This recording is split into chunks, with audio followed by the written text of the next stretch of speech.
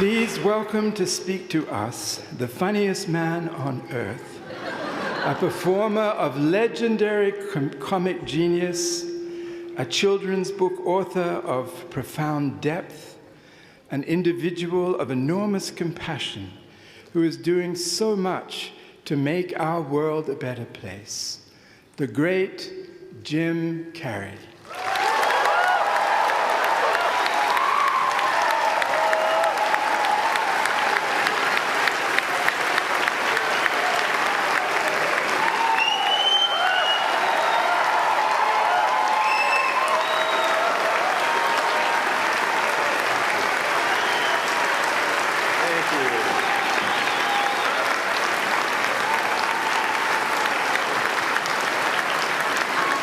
What are you sitting down for? I was going to milk that for a while.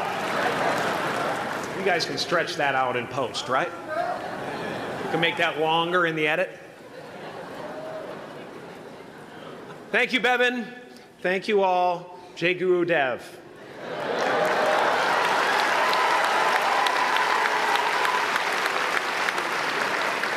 I brought one of my paintings to show you today. I hope you guys are going to be able to see it okay. It's not one of my bigger pieces, so you might want to move down front. Get a good look at it.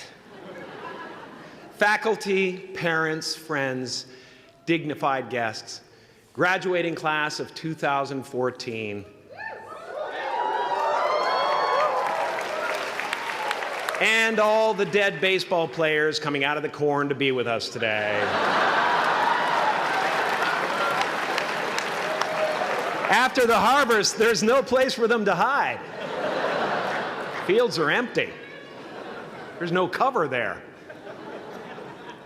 I'm here to plant a seed today, a seed that will inspire you to move forward in life with enthusiastic hearts and a clear sense of wholeness. The question is, will that seed have a chance to take root, or will I be sued by Monsanto and forced to use their seed?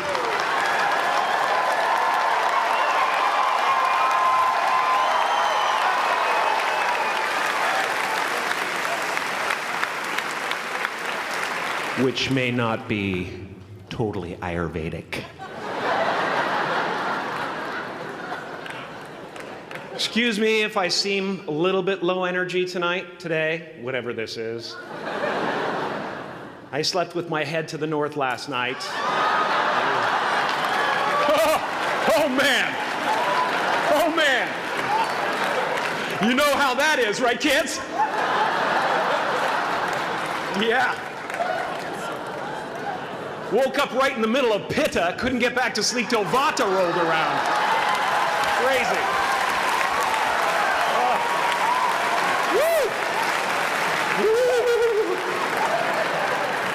But I didn't freak out, you know. I used that time to eat a large meal. Connect with someone special on Tinder. Because life doesn't happen to you, it happens for you. How do I know this? I don't, but I'm making sound, and that's the important thing. That's what I'm here to do. Sometimes I think that's the only thing that's important, really, you know? It's just letting each other know we're here, you know? Reminding each other that we're part of a larger self. I used to think Jim Carrey is all that I was. Just a flickering light, a dancing shadow, the great nothing masquerading as something you can name. Seeking shelter in caves and foxholes dug out hastily, an archer searching for his target in the mirror, wounded only by my own arrows, begging to be enslaved, pleading for my chains, blinded by longing and tripping over paradise.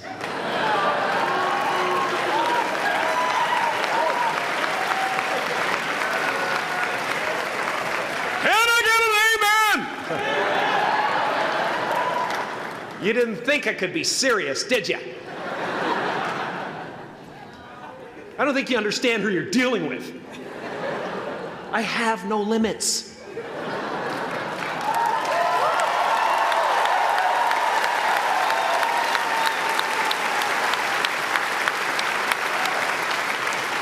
I cannot be contained because I'm the container. You can't contain the container, man.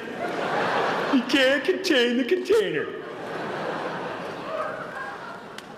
I used to believe that who I was ended at the edge of my skin, that I had been given this little vehicle called a body from which to experience creation.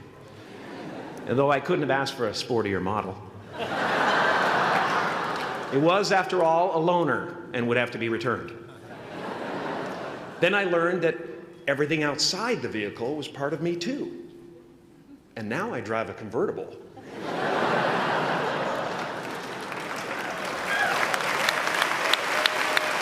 Yeah, man. Top down, wind of my hair. Woo! I am elated and truly, truly, truly excited to be present and fully connected to you at this important moment in your journey. I hope you're ready to open the roof and take it all in. Okay, 4 more years then. They're obviously not ready. Just need some more cooking.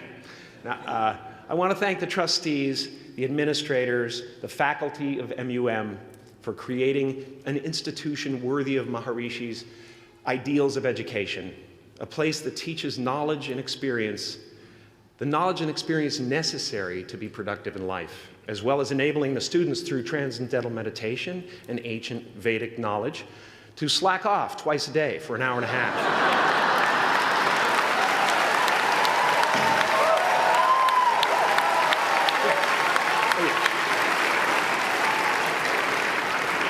Don't think you're fooling me.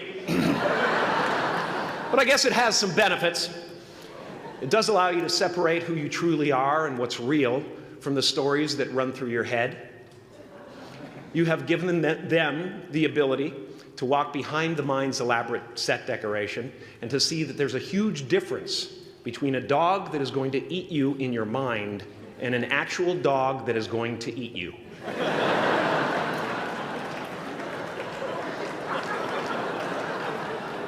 That may sound like no big deal, but many never learn that distinction. And they spend a great deal of their lives living in fight or flight response. I'd like to acknowledge all of you wonderful parents.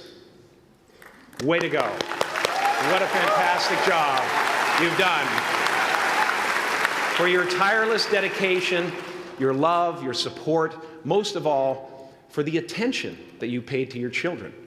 I have a saying, beware the unloved, because they will eventually hurt themselves or me. But when I look at this group here, you know, I feel really safe. I do. I'm just going to say it. My room is not locked. My room is not locked. No doubt some of you will turn out to be crooks. But white-collar stuff, you know, Wall Street, that type of thing, you know, crimes committed by people with self-esteem. Stuff parents can still be proud of in a weird way. And to the graduating class of 2017, -3, you didn't let me finish. Congratulations. Yes, give yourself a round of applause, please. Please.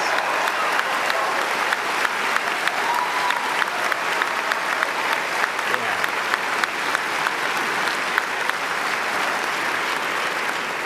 You are the vanguard of knowledge and consciousness, a new wave in a vast ocean of possibilities.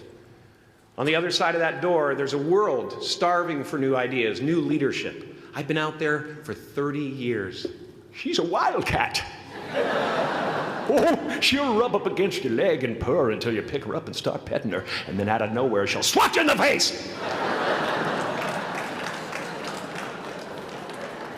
It can be rough out there, but that's okay, because there's soft serve ice cream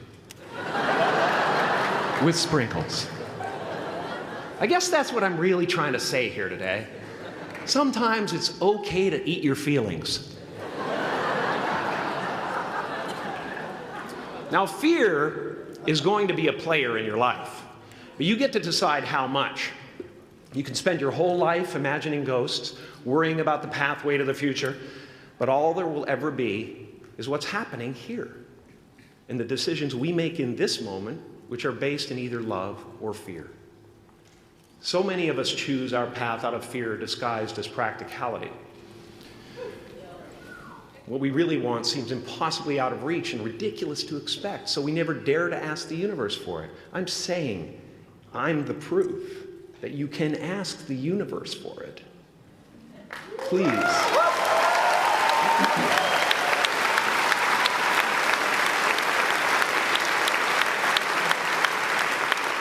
And if it doesn't happen for you right away, it's only because the universe is so busy fulfilling my order.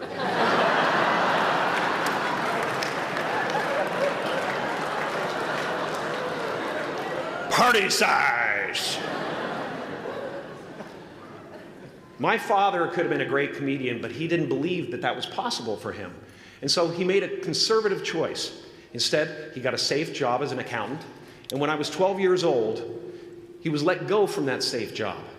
And our family had to do whatever we could to survive. I learned many great lessons from my father, not the least of which was that you can fail at what you don't want. So you might as well take a chance on doing what you love.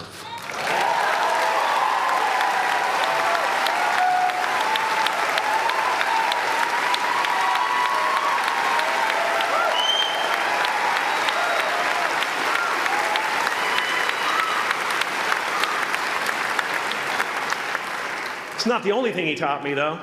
You know, I watched the effect of my father's love and humor and how it altered the world around me. And I thought, that's something to do. That's something worth my time. It wasn't long before I started acting up. You know, people would come over to the house and they'd be greeted by a 7-year-old throwing himself down a large flight of stairs. They would say, "What happened?" And I would say, "I don't know. Let's check the replay." I'd go back to the top of the stairs and come back down in slow motion.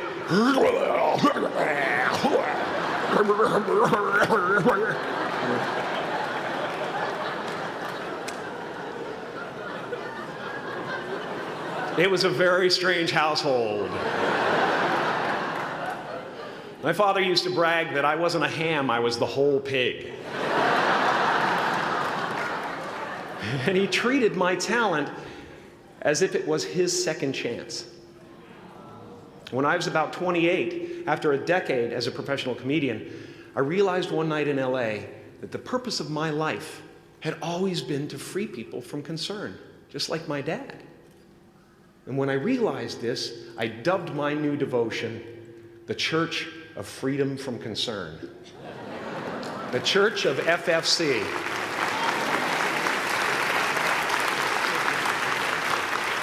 And I dedicated myself to that ministry. What's yours? How will you serve the world? What do they need that your talent can provide? That's all you have to figure out. As someone who's done what you're about to go and do, I can tell you from experience, the effect you have on others is the most valuable currency there is.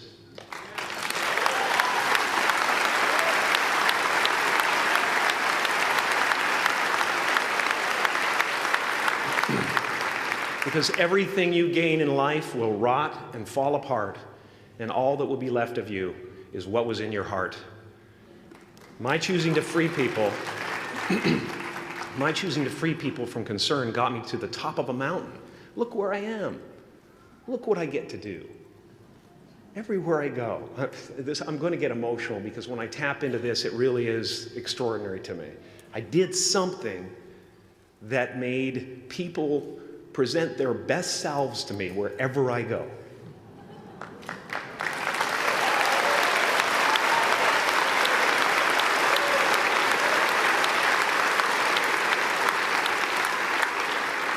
I am at the top of the mountain, and I was, and the only one I hadn't freed was myself, and that's when my search for identity deepened.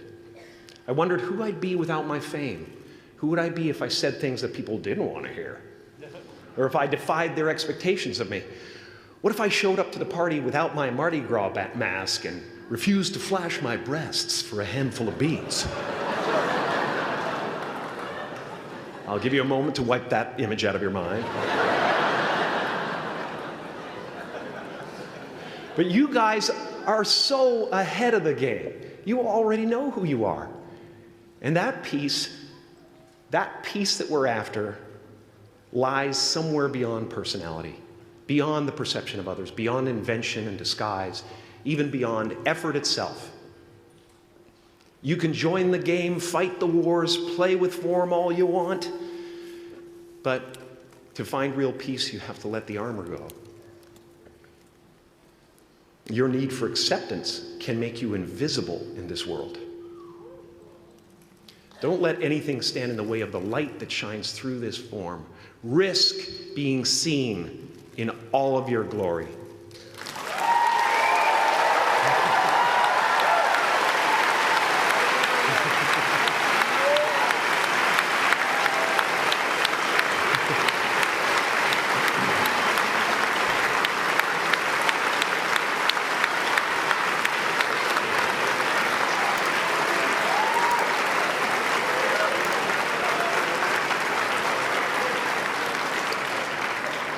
It's not big enough. This painting is big for a reason. It's called high visibility. It's about picking up the light and daring to be seen. Here's the tricky part. Everyone is attracted to the light. The party host up at the top, who thinks unconsciousness is bliss and is always offering to drink from the bottles that empty you. Misery below her. Despises the light, can't stand when you're doing well, wishes you nothing but the worst. The Queen of Diamonds, under him, needs a king to build her house of cards. And the hollow one down bottom there will cling to your leg and say, please don't leave me behind, for I have abandoned myself. Even those who are closest to you and most in love with you, the people you love most in the world, will find clarity confronting at times. This painting took me thousands of hours to complete. And when I was finished, thank you, thousands of hours, yes. I'll never get them back. I'll never get them back. I worked on this for so long. I was weeks and weeks like a madman alone on a scaffolding. And when I was finished, one of my friends said, this would be a cool blacklight painting. So I started over.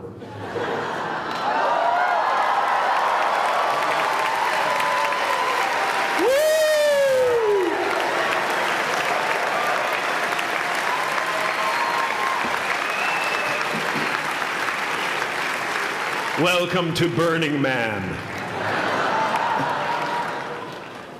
Some pretty crazy characters up there, but better up there than in here. You know, painting is one of the ways, thank you.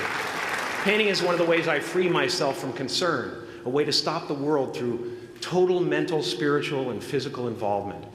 But even with that comes a feeling of divine dissatisfaction, because ultimately, we're not the avatars we create. We're not the pictures on the film stock. We are the light that shines through. All else is just smoke and mirrors, distracting, but not truly compelling. I've often said that I wished people could realize all their dreams and wealth and fame, and so that they could see that it's not where you're going to find your sense of completion. Like many of you, I was concerned about going out into the world and doing something bigger than myself, until someone smarter than myself made me realize that there is nothing bigger than myself.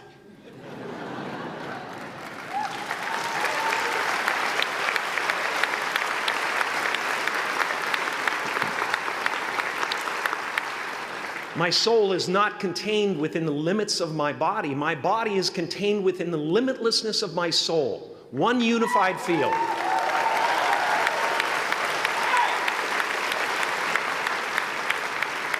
One unified field of nothing, dancing for no particular reason, except maybe to comfort and entertain itself.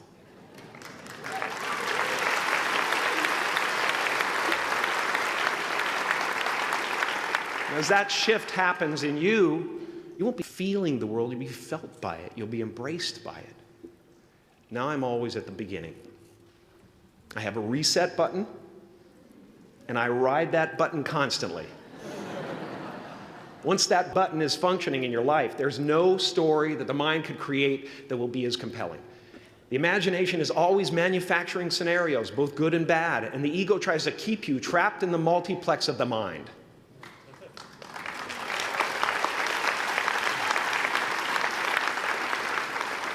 Our eyes are not viewers, they're also projectors that are running a second story over the picture that we see in front of us all the time.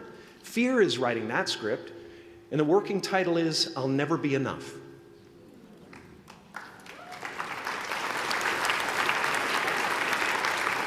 Now you're going to look at a person like me and say, how could we ever hope to reach those kind of heights, Jim?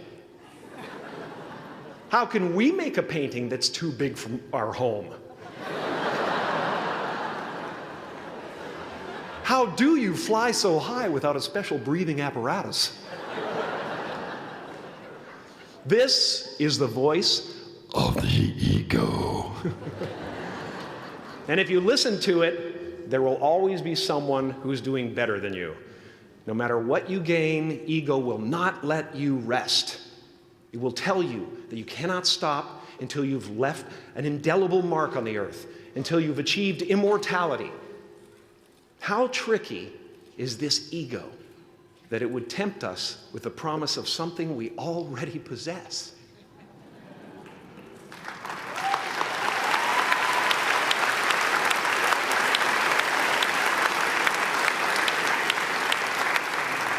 So, I just want you to relax. You know, that's my job. Relax and dream up a good life. I had a substitute teacher from Ireland in the 2nd grade that told my class during morning prayer that when she wants something, anything at all, she prays for it and promises something in return, and she always gets what she wants. Well, I'm sitting at the back of the classroom, you know, thinking, wow, my family can't afford a bike, you know. So I went home and I prayed for one. And I promised I would recite the rosary every night in exchange. Broke that promise. But 2 weeks later, I got home from school to find a brand new Mustang bike with a banana seat and Easy Rider handlebars. Yeah. From fool to cool. My family informed me that I had won the bike in a raffle that a friend of mine had entered my name in without my knowledge whatsoever. So that type of thing has been happening to me ever since. And as far as I can tell, it's just about letting the universe know what you want and working toward it while letting go of how it comes to pass.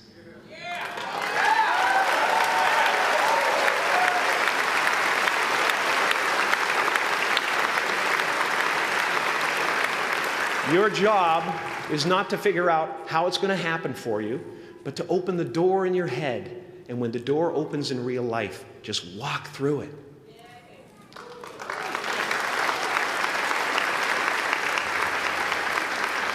And don't worry if you miss your cue, because there's always doors opening. They keep opening. And when I say life doesn't happen to you, it happens for you, I really don't know if that's true. I'm just making a conscious choice to perceive challenges as something beneficial so that I can deal with them in the most productive way. You'll come up with your own style. That's part of the fun.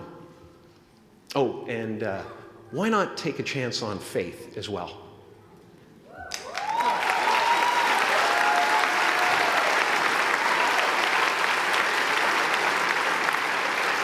Take a chance on faith.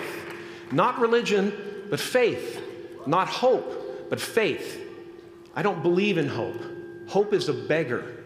Hope walks through the fire, and faith leaps over it.